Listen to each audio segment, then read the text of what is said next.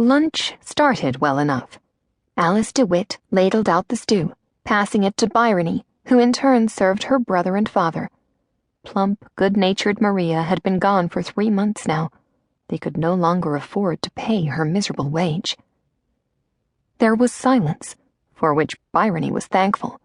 Anything other than silence was usually unpleasant. She glanced at her father, Madison DeWitt, and thought she saw the signs.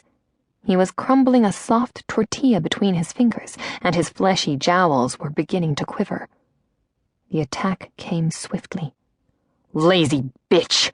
he roared at his wife. "A man needs his food, and you serve me up this garbage!" He threw a thick earthen bowl filled with tasty beef stew across the dining room to smash against the whitewashed wall. Pieces of beef and vegetables fell on top of the mahogany sideboard. It was her mother's prized piece of furniture. "Do you think me a pig to give me such swill?" It wasn't a question, but Alice DeWitt said in her soft, wounded voice, "It's filled with fine beef chunks, Madison. I thought you'd like it." "Silence! Since when do you pretend to think, you stupid cow?" Madison DeWitt heaved back his chair and began to pull off his thick leather belt. His heavy face was flushed with rage. The pulse in his throat was pounding above the loosely knotted kerchief. Byrony couldn't stop herself. She slipped out of her chair and moved to the other side of the table to stand beside her mother.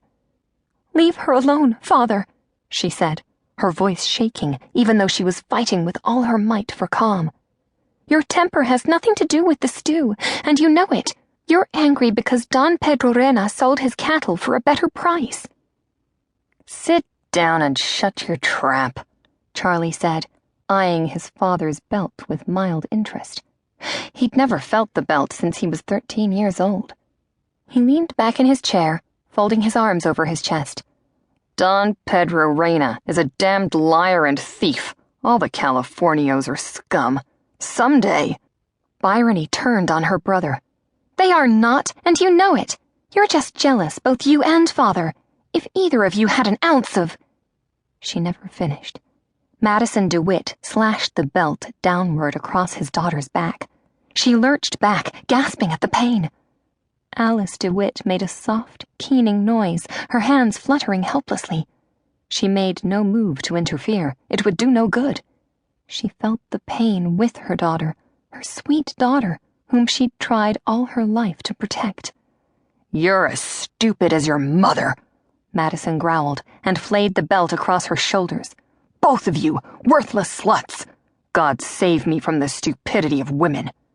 "Not God!" Byrony screamed at him. "The devil!" Byrony felt the cheap cotton of her gown rip as her father struck another blow. She fell to her knees, her arms going up to protect her head and face. "Father," Charlie said, calmly sipping at his wine, "don't scar her. Didn't you tell me you might get a good price for her? A husband wouldn't appreciate welts or scars, you know." Madison DeWitt struck another blow before his son's words penetrated his brain. He drew back, breathing hard. "A damned husband wouldn't see her back until it was too late," he said. But he didn't strike her again. "Get up, you little slut," he said. He turned his dark eyes to his cowering wife. "Get me something to eat, woman, and no more slop." He threaded the belt through the loops of his trousers and sat down again, his rage spent, to drink another glass of whiskey with his son. Byrony slowly inched up and sat back on her heels. She was wounded, in spirit as well as body, and her eyes blurred with hated tears. Why don't I just keep my mouth shut? But she knew she couldn't. She had to protect her mother. Her mother, after all, had protected her until just 6 months ago, when Byrony had returned to San Diego at the death of her Aunt Ida in Boston. Aunt Ida, her mother's older sister, who'd always answered the girl's questions with, "Your father's a difficult man, my dear. Best you stay here. It's what your mama wants, you know." Difficult? Dear God, the man was mad, his spurts of violence coming more often now that there was so little money. He'd beaten her 3 times since she'd returned.